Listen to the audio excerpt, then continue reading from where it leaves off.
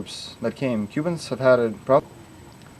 Most Cubans came to America seeking political liberty, an attempt to escape the horrible communist regime in Cuba. Unlike many other immigrant groups, or the CRP, in order to aid the incoming Cubans. They were the most generous refugee resettlement program. For example, the U.S. government actually funded bilingual education, job training, college loans, and many other things to aid the incoming immigrants. On the way in, many routine checks upon the Cuban immigrants were overlooked.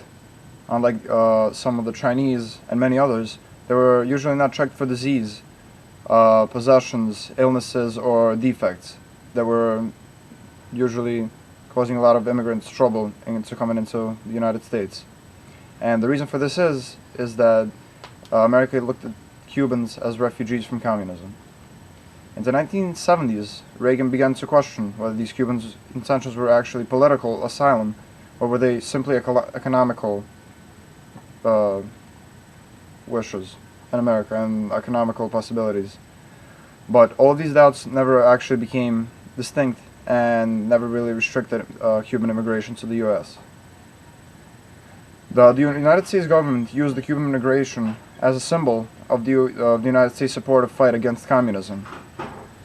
Under the Cuban Adjustment Act of 1966, Cubans who make it to American soil were actually allowed to apply for permanent resident status in only 1 year.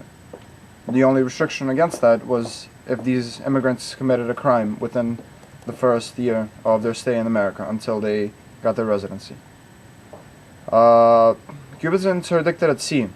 However, generally they were returned to Cuba unless they established a credible fear of prosecution, in which case they were taken to the naval base at Guantanamo Bay and they were found asylum in a third country.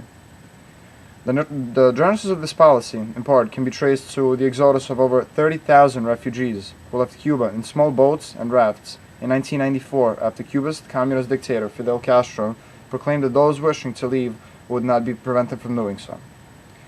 In 1994, Clinton reversed this policy, and he announced that the Cuban rafter picked up will not be permitted into the United States, which was not previously the case, except those who landed in Miami, and they were allowed to stay under the Cuban Adjustment Act of 1966. The Cubans believed that they had finally arrived at the land of freedom, and this is because of the wet foot, dry foot policy, which does not apply to any other group of immigrants, and this has been in effect since 1995.